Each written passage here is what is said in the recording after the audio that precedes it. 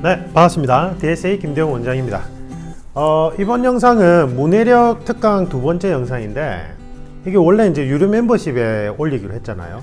올리기로 했는데, 요번에는 이제 좀 더 쉽게, 저번에 이제 신문사설을 통해 가지고 문해력, 문해력을 키울 수 있는 신문사설 분석하기를 했더니, 좀 어렵다고 말씀하시는 분들이 계셔가지고, 아주 문학작품, 쉬운 문학작품 안에서 이제 아주 짧은 단락을 통해서 우리가 이제 글을 읽고 어떻게 분석하고 어떻게 받아들여야 되는지, 어떻게 생각해야 되는지 훈련하는 걸 해볼 거예요. 그래서 조금 더 쉬운 방법으로 지금 이거는 원래 이제 유료 멤버십에 올려야 되는데, 제가 이제 오픈해서 올려드린 이유는 필기 준비생분들이 한번 보시라는 의미에서 이제 이걸 올려드리는 거예요. 맛보기용으로. 왜 그러냐니까, 사실은 이제 경찰 면접이 앞으로 어떻게 변화되고 강화되는지 이미 올려드렸죠. 그 다음에 경찰 면접뿐만 아니라 이미 국가직 면접이나 공기업, 메이저 공기업, 그 다음에 금융공기업, 그 다음에 로스쿨 준비생들 모든 분야에 이제 문해력은 기본으로 장착이 돼야 되는데, 저번에도 얘기했다시피 이제 MZ세대들 특징 중에 하나가 짧은 영상을 통해서 정보를 수집하는 형태로 성장을 해왔기 때문에 이 문해력이 이전 세대에 비해서 현저히 떨어져요. 현저히. 진짜 엄청나게 떨어져요. 여러분들은 이제 본인들 이야기라서 잘 체감을 못하겠지만, 제가 이제 논술 강사로는 1세대예요. 그러니까 이제 99년도, 98년도 정확하게는 97, 98, 99년도부터 시작됐는데, 논술이 제가 그때부터 논술 강의를 했어요. 법대 다니면서 이제 재학 중에 이제 논술 강의를 먼저 시작을 했는데, 부업으로 시작을 했겠죠, 처음에는. 어쨌든 그때부터 지금까지 이제 다양한 분야에서 이제 논술 강의는 계속 해왔단 말이에요. 지금 이제 여러분들이 이제 준비하게 될 심층 면접, 뭐 경찰 면접이든 국가직 면접이든 공기업 면접이든 뭐 로스쿨 면접이든지 간에 심층 면접이란 것 자체가 농구술 시험이란 말이에요. 예. 언어로 이제 말로 하는 논술 시험에 가까워요. 그게 농구술 시험이라고 하는데, 거의 몇 년이에요, 그러면 지금? 거의 30년 가까이 되잖아요. 그죠? 가르친 게 그동안. 그럼 제가 엄청나게 다양한 연령대를 가르쳤어요. 아주 어린아이부터 시작을 해서 40, 50대, 그러니까 예를 들면 40대 박사학 기자분들은 이제 연구소 이제 컨택에서 들어갈 때, 그것도 농구술 시험으로 들어가니까 이분들도 가르치고, 연령도 다 다양하고 학력도 다 다양해요. 박사학 기자들까지 다 가르쳐 봤는데, 다 비슷비슷하다가 어느 순간 MZ세대들이 등장하고 나서부터는 문해력이 확 떨어져요. 확. 그게 지금 제가 이제 제 기준점에서는 30대 중반이라고 했는데, 그걸 또 획일적으로 나눌 수는 없고, 30대 중후반 분들 중에 그런 분도 있긴 있어요.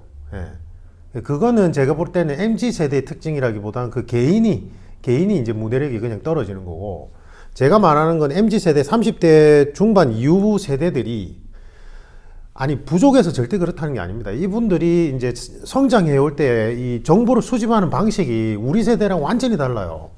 제가 그랬잖아요. 우리 세대는 40대, 50대, 60대 분들은, 이제 40대 중후반 분들은 특히나 이제 신문이 세로로 된 세대라고 했잖아요. 제가 그랬단 말이에요. 우리 때는 TV도 흑백 TV였어요. 흑백 TV. 칼라 TV로 바뀐 게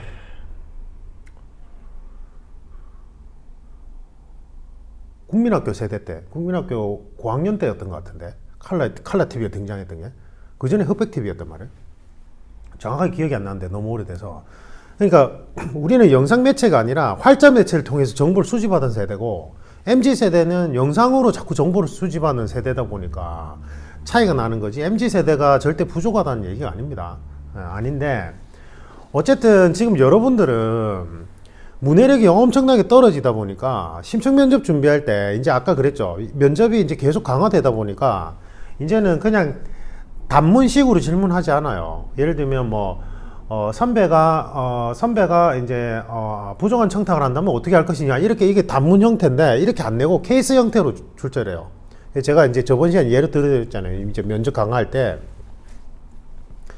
케이스로 내요. 뭐 친한 선배가 식사하자고 했다. 그래서 불렀는데 같이 동행인이 있었고 같이 식사를 맛있게 했는데 알고 보니 그 동행인이 사건 관계자이더라. 넌 어떻게 할 것이냐, 이런 식으로 이제 케이스 형태로 이제 질문한단 말이에요. 근데 이게 길어들어서 더군다나 파악이 느린데, 문해력이 떨어지는 사람은 질문이 뭘 뜻하는지 자체를 이해를 못해요. 근데 MZ세대들이 대부분 다 그래요. 정말 심각할 정도예요. 심각할 정도. 이렇게 문해력이 떨어지는 상태에서는 필기 준비할 때도 엄청 힘들어요. 여러분들 중에 만약에 지문이 조금만 길면 눈이 흔들리면서 글이 무슨 내용인지 전혀 눈에 안 들어오는 사람이 있다면 그건 문해력이 떨어져서 그래요. 머리가 나빠서가 아니고 문해력이 떨어져서 그렇다고요. 문해력이. 예. 문장을 기본적으로 해석할 수 있는 능력이 떨어지는 거예요. 이게.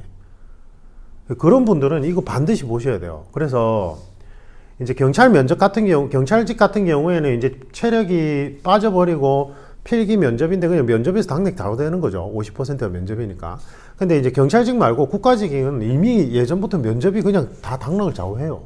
제가 그동안 코칭했던 국가직 분들은 거의 한 50%에서 70%가 다 뒤집고 합격했어요. 예. 앞으로 이게 추세예요, 추세. 예.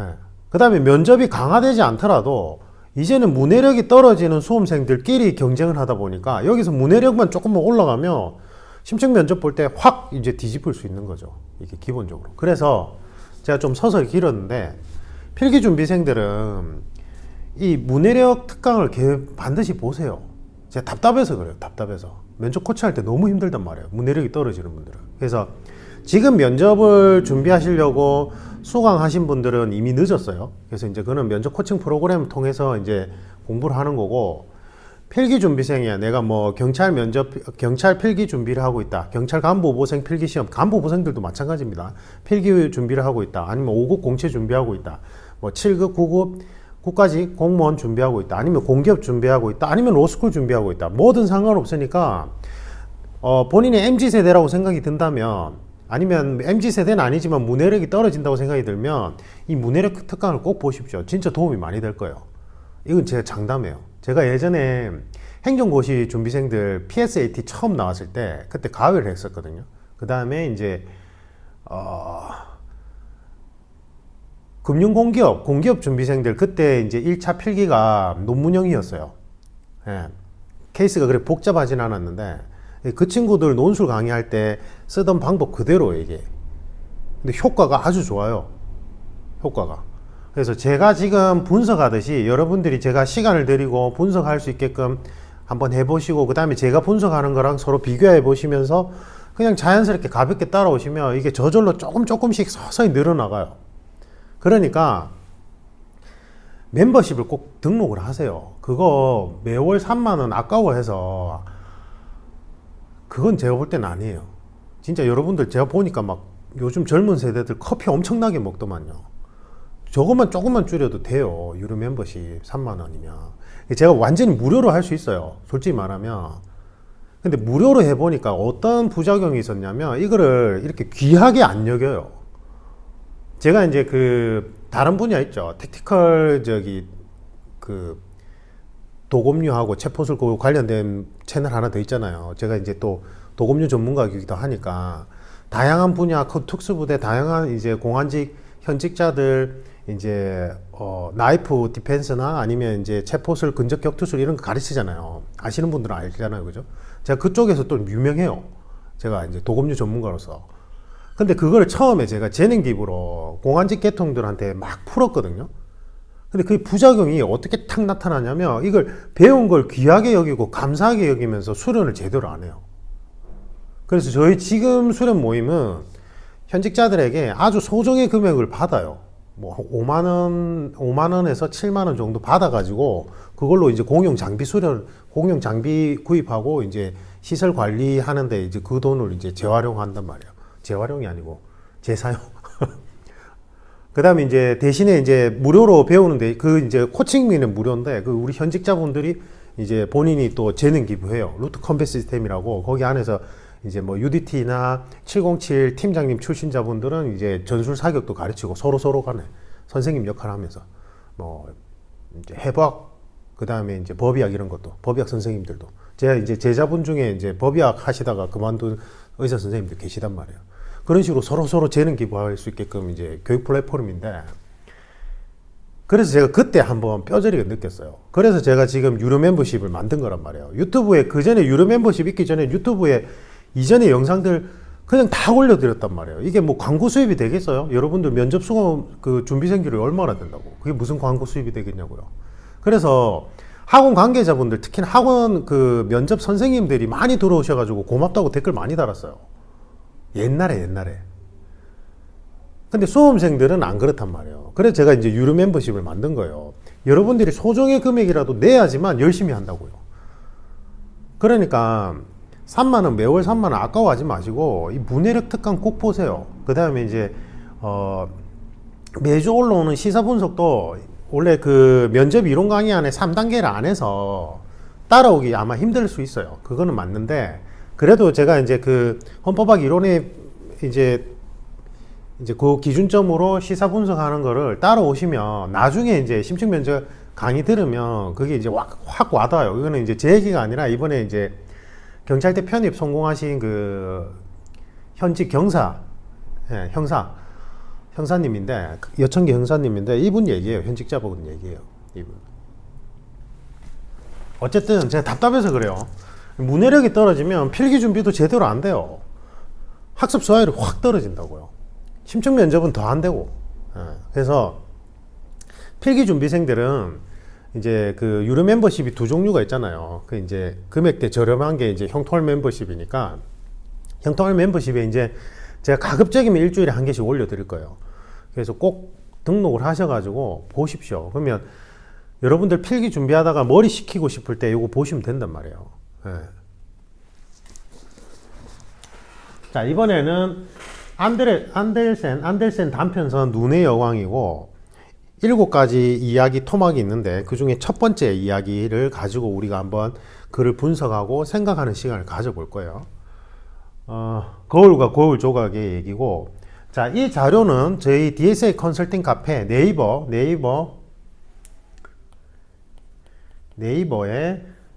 카페에 DSA 컨설팅이라고 있어요. DSA 컨설팅. 거기 문해력 자료실을 하나 만들어서 제가 이 자료를 올려 놓을게요. 전에 이제 그 신문사설은 신문사설 본문에다 링크 걸어 놓고, 그래서 한번 같이 보시면서 하면 좋을 것 같아요. 이거는 이제 국가에서 이제 재능 기부나 지적 재산권 이제 공유를 할 수 있게끔 오픈한 거에서 가져온 거라서 여러분들이 마음껏 볼 수 있어요. 그래서 거기 같이 보시면 좋을 것 같습니다. 제가 이제 가입하셔서 사실은 이제 등업 신청은 우리 수강생들만 가능한데 경간부생들은 제 경간부 루트쌤 범죄학 채널 있죠. 거기에서 이제 고운 댓글 한 2개 달고 그거 인증샷 올리시면 등업해드리고, 그 다음에 지금 그냥 일반 경찰이나 국가직 면접 필기 준비생 분들은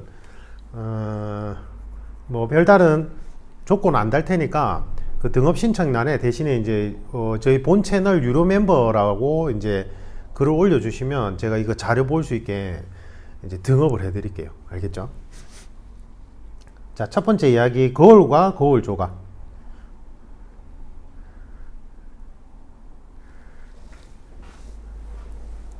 제가 읽어드릴까요? 아니면 여러분들이 읽을래요? 제가 오늘은 첫날이니까. 여러분들 글로 보세요. 그 자료를 가지고. 알겠죠? 이 녀석은 아주 성질이 사나운 호브 고블린이다. 이 고블린은 아주 사악한 종류의 도깨비 요정으로 사실 악마나 다름없었다. 어느 날 이 악마가 요상한 힘이 있는 거울을 마침내 완성해 기분이 무척 좋았다. 이 거울은 선하거나 아름다운 것을 비추면 쪼그라들어 고이 보이지 않고 반면에 아무짝에 쓸모없고 추한 것은 도드라지면서 훨씬 더 추하게 보였다. 이 거울에서 아름다운 풍경은 끓는 물에 데친 시금치처럼 보이고 아주 선한 사람은 섬뜩해 보이거나 물구나무를 섰다. 얼굴을 알아볼 수 없을 만큼 일그러졌다. 죽은 깨가 하나 있는 사람이라면 코와 입까지 죄다 죽은 깨로 뒤덮여 있는 것처럼 보였다. 아주 웃기는군. 악마가 말했다. 사람의 마음에 흐르는 선하고 경건한 생각도 이 거울에서는 음흉한 미소로 보였다. 악마는 이 독창적인 발명품에 크게 웃음을 터뜨렸다. 자, 여기까지 글을 봤을 때 이제 단락이 나눠지잖아요. 그죠? 처음에 글을 분석할 때 여러분들이 일단은 단락이 나눠지는 지점마다 핵심 키워드를 찾는 연습을 하라고 했죠. 제가. 여기서 핵심 키워드는 뭘까요? 뭐죠? 한번 찾아보세요. 시간 드릴 테니까. 거울이죠, 거울. 근데 이 거울은 어떤 기능이 있어요. 어떤 기능이 있죠? 선하고 아름다운 것을 쓸모없고 추한 것으로 보이게 만드는 기능을 가진 거울이죠. 맞아요? 누가 개발했다? 악마가 개발했다. 예. 악마가 개발했다 이런 게 중요하지 않겠죠. 여기서는 이제 어떤 거울이 개발했는데, 악마가 거울을 개발했는데, 이 거울은 정말 선하고 추한 것을 어떻게 보여지게 만든다? 아주 추하고 부정적인 것으로 보여지게 만드는 거예요. 다시 얘기하면 거울이 있는데,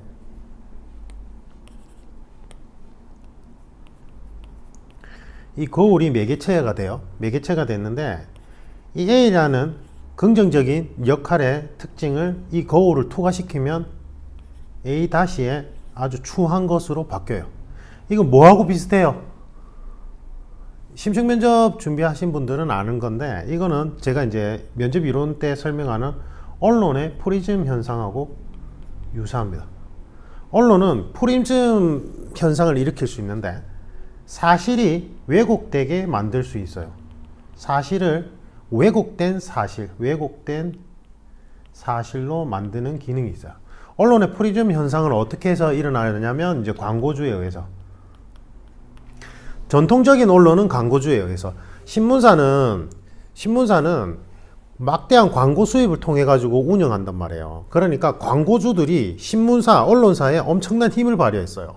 그래서 교묘하게 사실들을 비틀어 버리는 작용을 했어요. 그게 언론의 프리즘 현상이에요. 이제 요즘은 이제 인터넷이나 그 다음에 개인 방송을 통해 가지고 우리가 정보를 수집한단 말이에요. 맞죠? 그러면 결국 뭐예요? 어떤 수익 구조의 변화긴 하지만 결국은 어떤 수입을 위해서 교묘히 사실을 왜곡하는 프리즘 현상을 일으키는 거예요. 자, 이거랑 거의 유사하죠, 이게. 맞죠? 여기서 우리가 이제 이 글을 통해서 읽을 수 있는 부분은 바로 이 부분이죠. 이런 기능을 가진 거울이 나타났다는 거.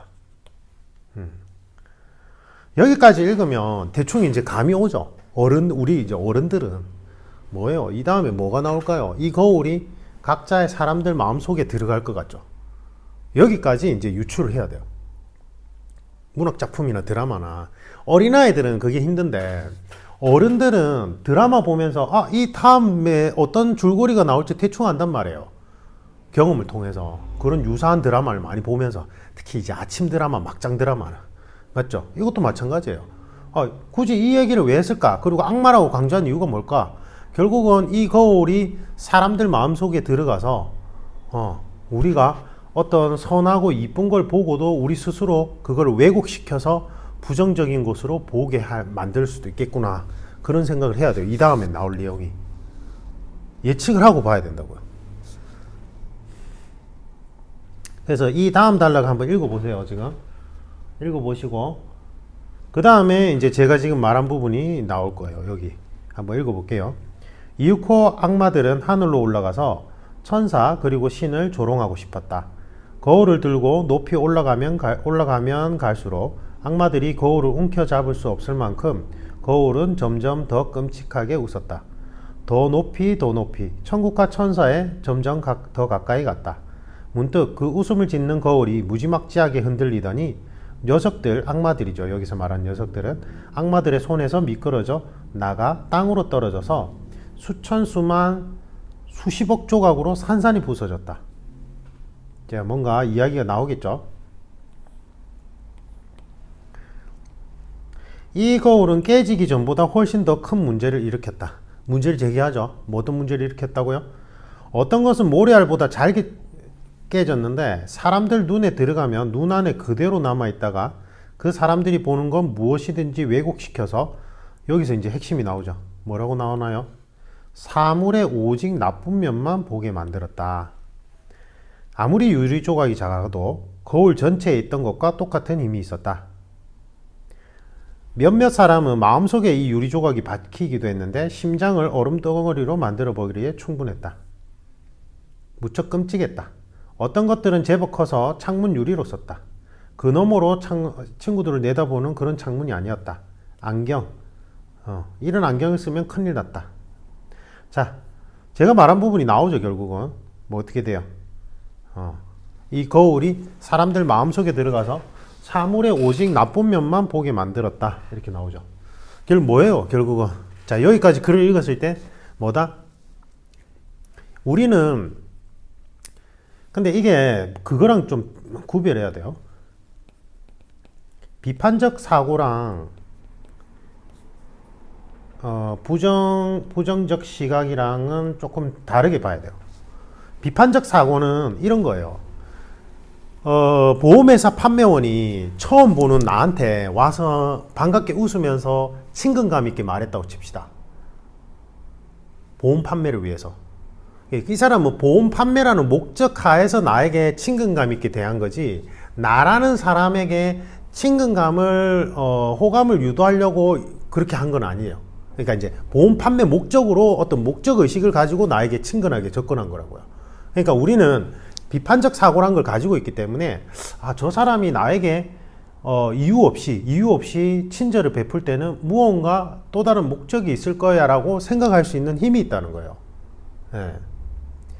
이제 어린아이들 있잖아요. 우리가 이제 항상 걱정하는 게, 어린아이들 범죄 일어난 것 중에 제일 대표적인 게 한 7살, 8살, 7살 어린아이들, 6살, 5살 어린아이들 놀이터 놀고 있는데 이 변태 같은 인간들이 맛있는 거 줄 테니까 따라가자 이러고 그 애들 간단 말이에요. 이게 아이들은 아직 이 비판적 사고가 부족하단 말이에요. 그러니까 그냥 저 아저씨는 나에게 웃어주고 저 아저씨는 나에게 사탕을 주고 맛있는 걸 주니까 좋은 사람 이렇게 생각해 버린다고요. 근데 우리 성인들은 뭐 특징? 뭔가 목적이 있어서 저걸 주는 것이고 갑자기 나에게 따라가자고 얘기했을 때는 어떤 또 다른 목적도 있을 거라고 비판적 사고를 가진다는 거죠. 근데 이거랑 부정적, 여기서 말하는 거울이 작동하는 부정적 시각은 다른 개념이에요. 이건 뭐예요? 내가 원래 알던 친구야. 알던 친구인데 저 친구는 장점도 있고 단점도 있어요. 근데 나는 자꾸 저 친구의 단점만 눈에 보고 그 단점만 계속 부풀려. 그건 내 마음속에 이 거울이 들어온 거예요. 엄마 아빠가 너무 좋아. 엄마 아빠가 너무 좋은데 엄마 아빠의 나쁜 점만 내가 계속 부풀려 가지고 계속 불평불만을 늘어놔.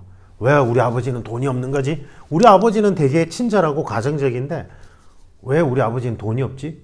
왜 우리 아버지는 나에게 이렇게 행동하지? 왜? 감사하는 마음이 계속 쪼그라들고 그 대상에 대해서 서운한 감정이나 부정적인 감정만 계속 커져요. 이렇게 되면 내 성향의 왜곡 현상이 일어나요. 심층면접 코칭할 때 제가 이 부분을 되게 신경을 많이 쓰는 부분이거든요. 이 부분을.